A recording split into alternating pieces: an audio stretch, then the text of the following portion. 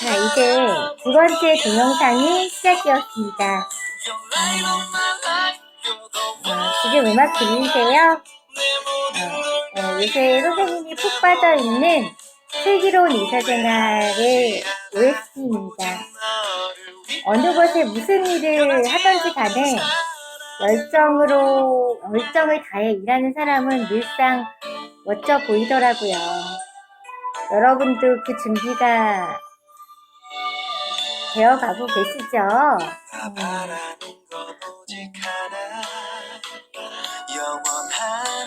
여러분이 어떤 직업을 갖든 여러분이 잘할 수 있고 또 내 스스로 인정받고 또 남이 인정받는 곳에서 여러분이 즐겁게 일할 수 있는 사람으로 성장되길 선생님은 진짜 바랍니다.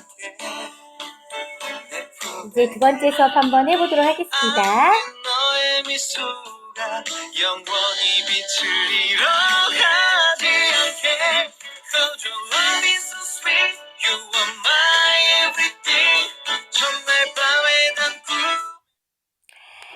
자, 두 번째 수업입니다.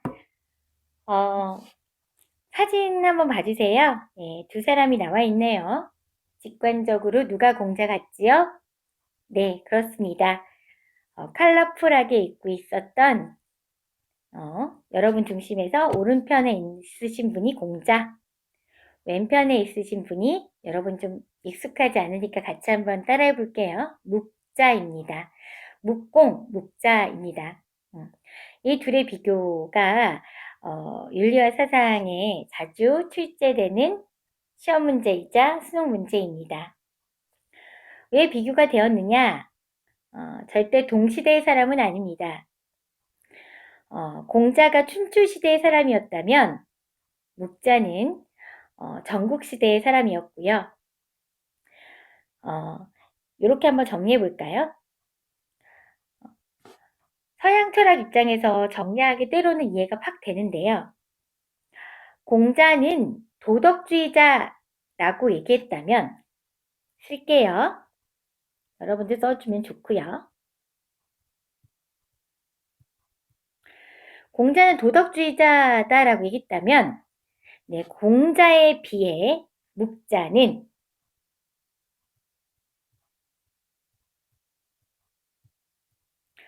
공리주의자라고 말할 수 있습니다. 도덕주의와 공리주의는 대비되는 개념은 아니지만 이들이 비교되었을 수 있었던 것은 그 당시 육아 사상의 흐름에 대해서 묵자는 여러 가지로 비판하게 됩니다. 이 비판이 시험 문제 자주 출제되고요. 네, 저번 시간과 연결된 시점에서 그 첫 번째 비판이 바로 인이에요. 여러분 기억나시죠? 인은 사랑이지만 차별적이고 분별적인 사랑이다. 가로 열고 좀비 친소가 있고 옳고 그름이 있다까지 우리가 함께 공부했었습니다. 그래서 이걸 흔히 사랑이다 라고 하니까 애란 단어를 쓰고요. 근데 그 사랑에 분별, 차별이 있다 라고 해서 별애라고 합니다. 여러분 중요한 개념입니다. 같이 읽어볼게요. 별애. 한 번 더 읽어볼까요? 별애. 이거에 비해 묵자는 사랑은 차별이 있을 수 없다. 사랑은 옳고 그름이 있을 수 없다. 라고 주장하면서 사랑은 너와 나를 구별하지 않는 겸해이다. 라고 얘기합니다. 따라 읽어볼까요? 겸해. 한 번 더 리핏할게요. 겸해. 자, 이것에 대해 구체적인 사례가 있는데요. 조금 빨리 말을 하도록 하겠습니다. 우리 집 엄마와 옆집 또리네 엄마가 함께 물에 빠졌어요. 이 사람들을 구하는 것이 인이다 라는 것은 여러분이 납득할 수 있을 것 같아요. 그럼 누굴 먼저 구해야 그것이 인이냐라는 문제가 그 다음에 있을 수 있겠죠. 공자는 네, 맞아요. 서슴없이 선택할 겁니다. 누굴 먼저 구하는 거죠? 옆집에 있는 또리 엄마가 아닌 나를 키워주신 부모를 먼저 구하는 것이 인이다 라고 주장할 겁니다. 이것에 대해 묵자는 이렇게 얘기합니다. 그것은 인이 아니다. 왜 부모를 먼저 구한다라고 생각하느냐? 두 사람을 다 구할 수 있는 사람을 먼저 구하거나 아니면 내가 내 눈에 가장 먼저 띈 사람을 구하는 것이 인이다, 사랑이다 라고 주장했습니다. 이제 조금 차이를 아시겠나요? 자, 뭐 이것도 되게 자주 나오는 시험 문제지만 지금 가로 안에 쓰는 내용을 가지고 묵자와 공자의 사상이라 그래야 되겠죠. 만나진 않았으니까요. 예, 크게 대립한 경우가 있었습니다. 그게 뭐냐면요. 써볼게요.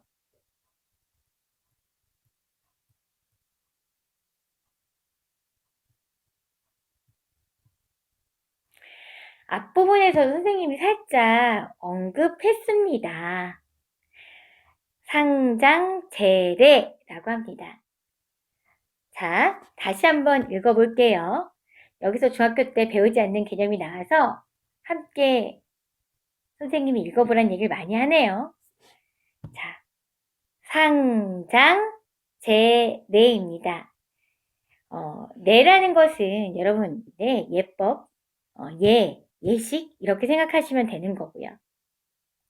네, 상이라는 것은 초상을 얘기하는 것이죠. 장이라는 것은 장례 절차를 얘기하는 거고요.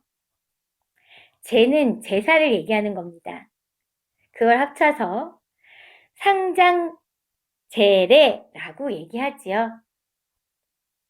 앞부분에 좀 집중해서 들은 친구들은 공자가 어렸을 때부터 이런 상장제례와 같은 예와 또 그에 따른 음악, 예악을 굉장히 중요하게 생각한다라고 했어요. 그쵸?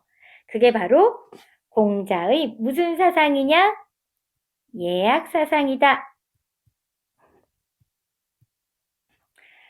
그 중에 가장 대표적인 상이 이건 여러분 윤사하신 친구들은 외우셔야 돼요.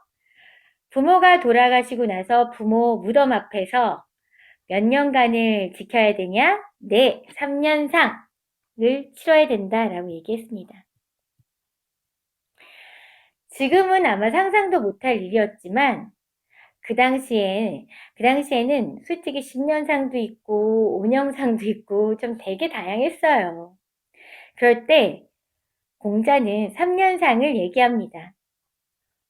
지금 사람이 봤을 때는 와, 이 말도 안 되는 얘기다 라고 했었고요.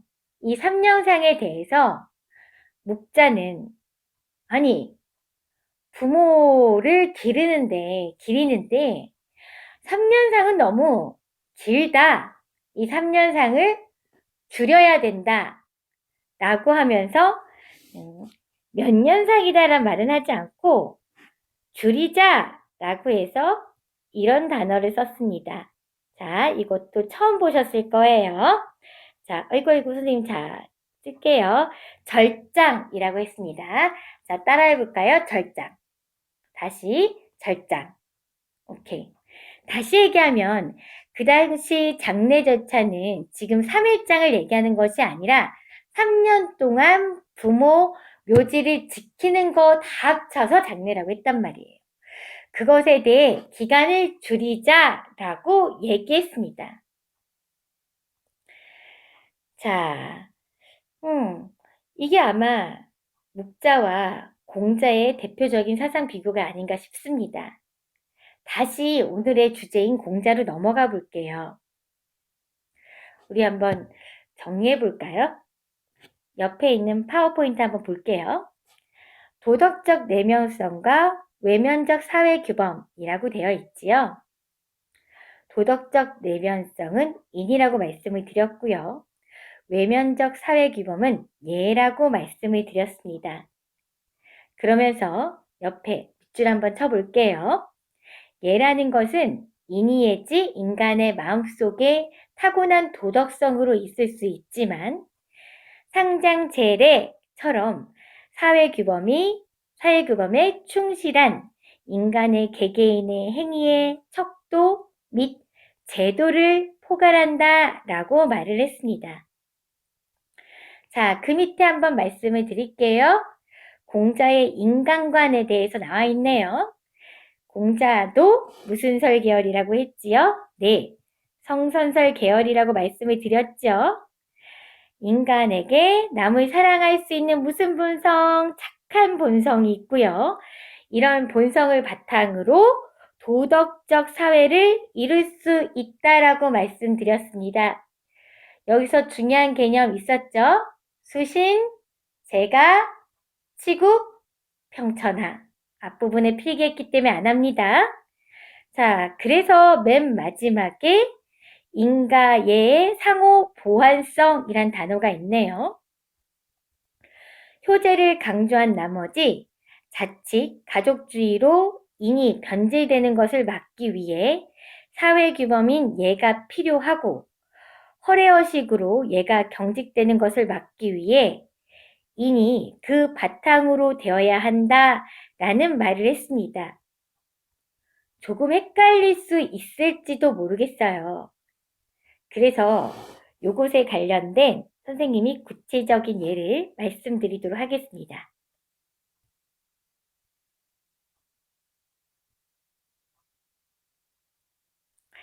자, 무덤에 사람이 4명이 들어가 있네요. 실제로 이 4명이 다 함께 죽어서 묻힌 것이 아니라 죽은 사람은 한 사람인데 그에 따른 노비들이 아니면 때로는 첩들이 함께 묻히는 제도를 우리 배웠을 거예요. 순장 제도라고 합니다.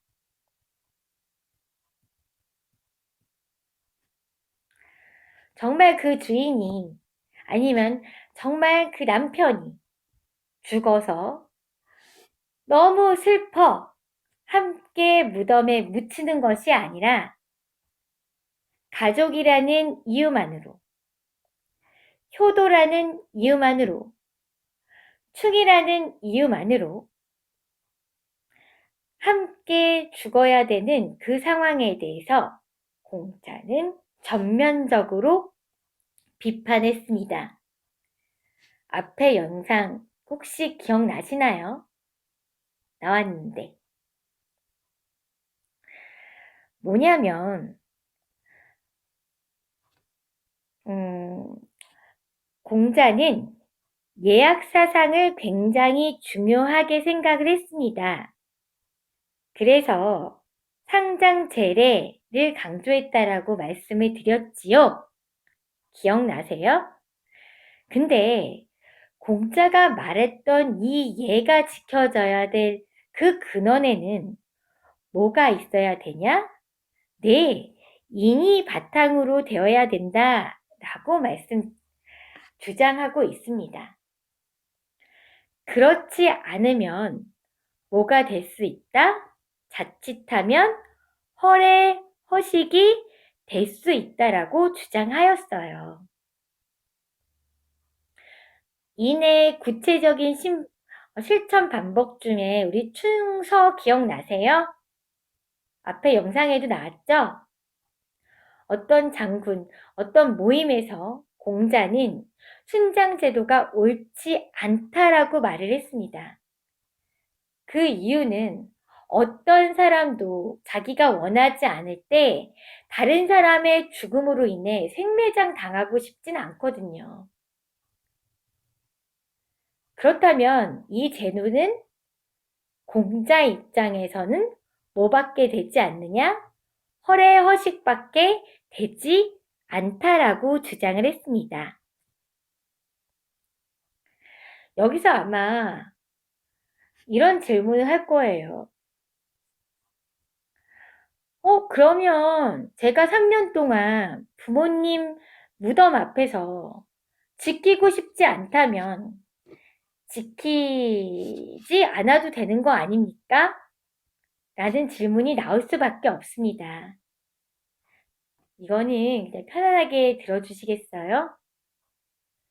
여러분이 동감할지도 잘 모르겠지만 나이가 드니까 저절로 공감하는 부분도 있더라고요. 실제 논어에 나옵니다.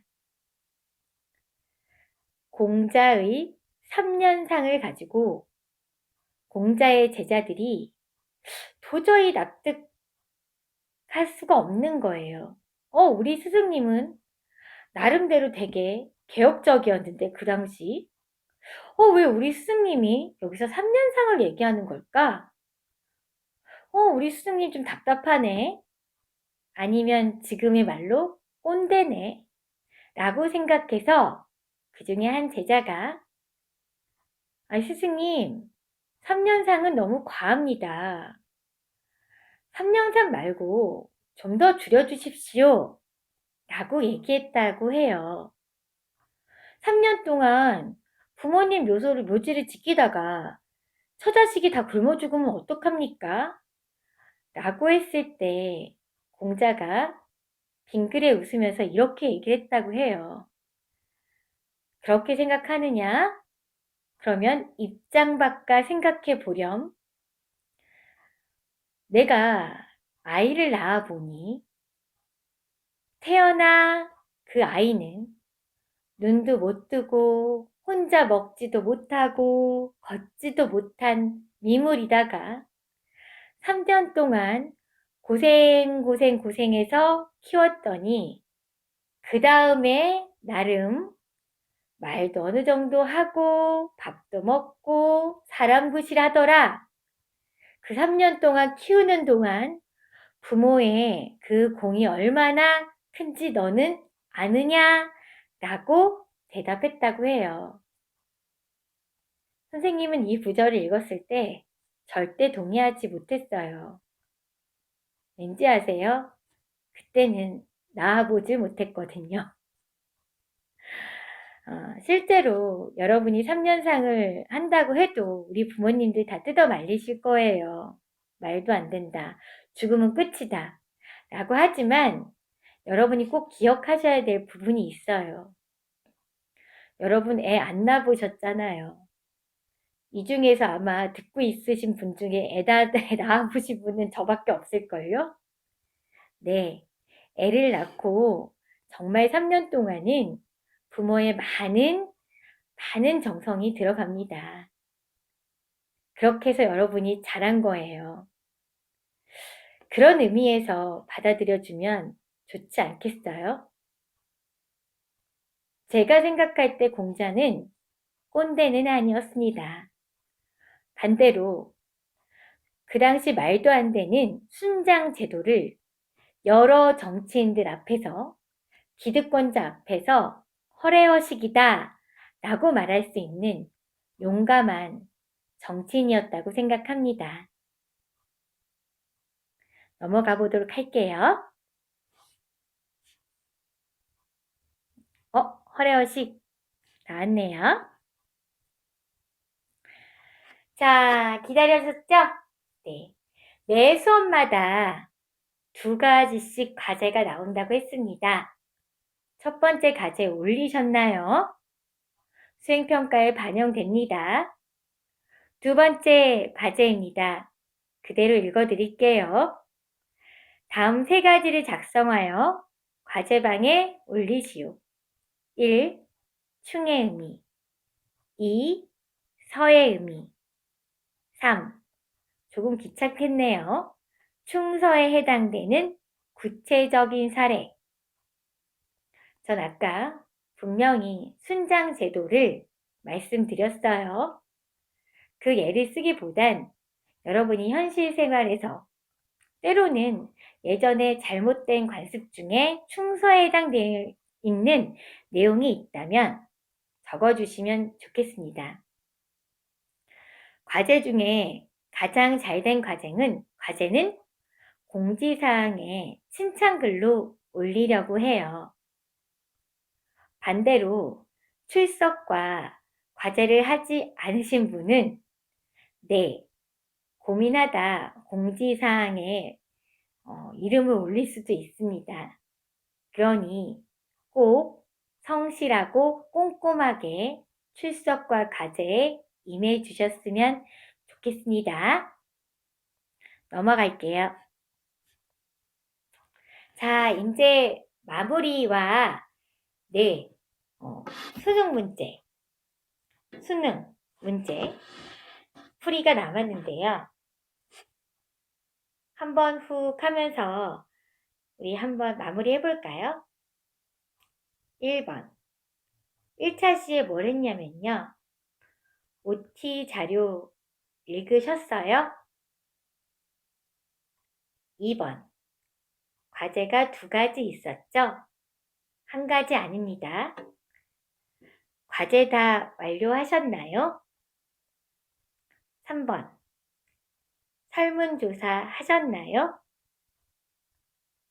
4번 사상가 중심의 수업이기 때문에 EBS 교과서 영상 한번 보셨나요? 개념 강의의 맨 마지막은 이렇게 마무리할게요. 충서 생각나시나요? 인간관계의 기본입니다. 여기까지 개념 강의를 마치겠습니다.